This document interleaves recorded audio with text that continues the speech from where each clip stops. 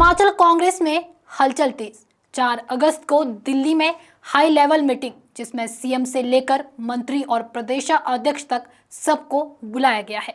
ये बैठक सिर्फ एक मीटिंग नहीं, बल्कि सरकार और संगठन के लिए बड़ी कसौटी मानी जा रही है, जहां होगा रिपोर्ट कार्ड का हिसाब और 2027 के मिशन का रोड मैप तय। नमस्कार, आप देख रहे हैं KH लाइव हिमाचल और मैं हूं आपके साथ पूजा राजपूत। हिमाचल प्रदेश की सियासत में 4 अगस्त का दिन बेहद अहम होने वाला है। कांग्रेस हाईकमान ने दिल्ली में बड़ी बैठक बुलाई है और इसमें मुख्यमंत्री सुखविंदर सिंह सुक्खू, उप मुख्यमंत्री मुकेश अग्निहोत्री, सभी मंत्री और प्रदेश कांग्रेस अध्यक्ष प्रतिभा सिंह को तलब किया गया है। कहा जा रहा है कि यहां सरकार और संगठन दोनों को लेकर बड़ा फैसला हो सकता है।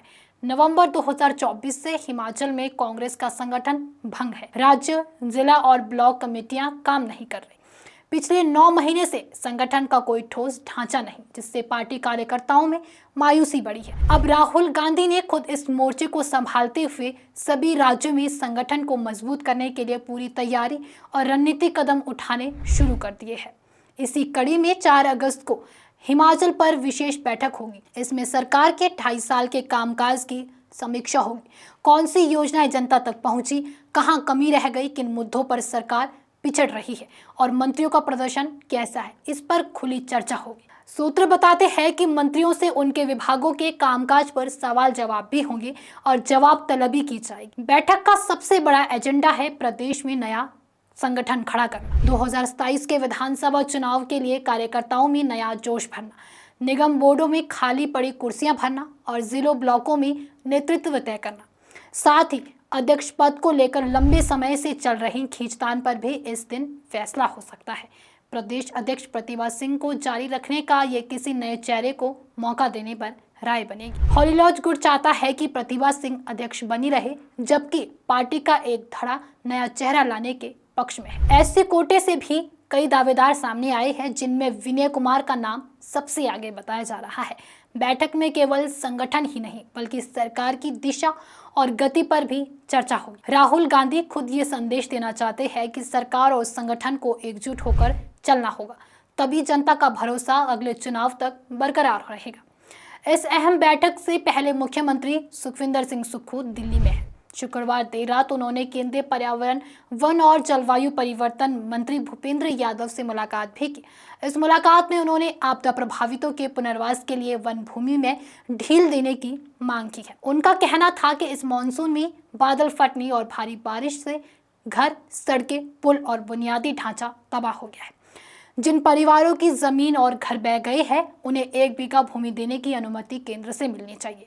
मुख्यमंत्री ने यह भी कहा कि हिमाचल का 68% हिस्सा वन क्षेत्र है, इसलिए पुनर्वास के लिए वन मानदंडों में विशेष छूट दी जाए।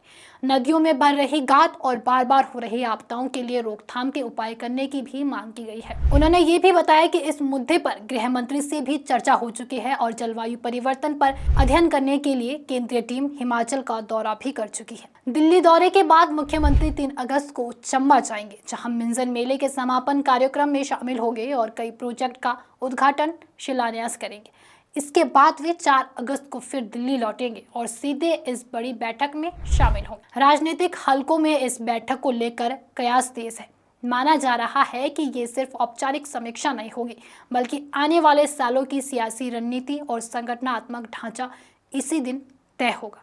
साथ ही मंत्रियों की परफॉर्मेंस और जनता के बीच सरकार की छवि पर भी साफ संदेश दिया जाएगा कि काम करो या फिर किनारे हो जाओ। कि हिमाचल पूरे देश में हैप्पीनेस ऑफ स्टेट के रूप में पहले नंबर पर आया है। यदि हम धर्मों का पालन करें और अपने अंदर आध्यात्मिकता का संचार करें, तो हम संतुष्ट होंगे और हम खुशी लोग बनेंगे।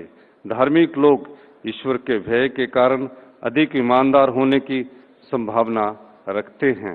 बेशक कुछ धार्मिक कट्टरपंथी भ्रष्ट भी है और सभी प्रकार की अनैतिक चीजों में लिप्त है। धर्म क्या है, इसकी सटीक परिभाषा संभव नहीं है। प्रोफेसर व्हाइट हेड ने धर्म को इस रूप में परिभाषित किया है कि व्यक्ति अपने एकांत के साथ क्या करता है। हमारे लिए धर्म का अर्थ है सही काम करना, यह मानवता की सेवा करना है। एस राधाकृष्णन ने कहा था कि धर्म एक अनूठा व्यक्तिगत अनुभव है। यह मानव मन की एक स्वतंत्र कार्य प्रणाली है। कुछ निष्ठा स्वचरित्र वाला है या कुछ आंतरिक और व्यक्तिगत है, जो सभी मूल्यों को एकीकृत करता है और सभी अनुभवों को व्यवस्थित करता है। हमारी प्राचीन संस्कृति में धर्म शब्द का अर्थ धार्मिकता है, लेकिन आज कर्मकांडी धार्मिकता में अत्यधिक वृद्धि हुई है। नए अभिजात वर्ग मंदिरों में धार्मिक अनुष्ठानों और कथा यज्ञ जैसे सार्वजनिक समारोह में खुलेआम भाग लेने के बारे में अपनी पिछली झिझक छोड़ रहे हैं, बल्कि अनुष्ठान का आयाम अधिक सार्वजनिक और दिखावटी होता जा रहा है। न केवल अनुष्ठान अधिक विस्तृत होते जा रहे हैं, बल्कि कई ग्रामीण और श्रमिक वर्ग के देवी देवताओं को के माध्यम से व्यापक अभिजात वर्ग और प्रवासी भारतीयों द्वारा अपनाया जा रहा संस्कृतिकरण की एक प्रक्रिया, जिसमें देवताओं का जट्रिफिकेशन किया गया है। धर्म की पहचान भावनाओं, संवेदनाओं, भावनाओं, सहज धारणाओं, विवेक और विश्वास या आस्था से होती है। धर्म का इस्तेमाल वोट बटोरने के लिए भी किया जा रहा है। आज के नेताओं के विपरीत पंडित नेहरू को राजनीति में सफल होने के लिए धर्म की कभी भी आवश्यकता नहीं थी। वास्तव में राजनीति में धर्म के इस्तेमाल के कारण देश का दुर्भाग्यपूर्ण और दुखद विभाजन हुआ। क्या हम वह गलती दोहराना चाहिए, यह विचारणीय प्रश्न है। धर्म का राज्य से क्या संबंध है? राज्य और धर्म के बीच किस प्रकार का संबंध होगा, यह निर्धारित करेगा कि हम एक धर्म तंत्र है या एक धर्मनिरपेक्ष राज्य हैं। पश्चिम के विपरीत भारत में धर्मनिरपेक्षता का उद्देश्य चर्च और राज्य के बीच अलगाववाद की दीवार खड़ी करना नहीं था। हम भारतीय इस दो तलवार सिद्धांत में विश्वास नहीं करते हैं कि धर्म और राज्य एक साथ नहीं हो सकते हैं। यह कहना कि भारतीय संविधान 1976 में धर्मनिरपेक्ष बना एक सफेद झूठ है। 288, 232 ईसा पूर्व तक शासन करने वाले महान अशोक से उधार ली गई कई अन्य बातों की तरह भारतीय धर्मनिरपेक्षता के बीज भी अशोक के शिलालेखों में खोजे जा सकते हैं। एक विशेष धर्म को राज्य धर्म के रूप में विचार को खारिज करते हुए रॉक एडिक्ट ने कहा था कि सभी धर्मों को हर जगह निवास करना चाहिए, क्योंकि वही सभी आत्म संयम और हृदय की पवित्रता चाहते हैं। आज के भारत की सबसे बड़ी समस्या में से एक घृणा है। घृणा फैलाने वाली भाषा किसी के धर्म का महिमामंडन करने पर रोक लगा दी है। 4 अगस्त की ये बैठक सरकार और संगठन दोनों के लिए टर्निंग पॉइंट साबित हो सकती है। राहुल गांधी का फोकस साफ है, 2027 के चुनाव में कांग्रेस को फिर से जीत दिलानी है और इसके लिए अभी से टीम को तैयार करना होगा।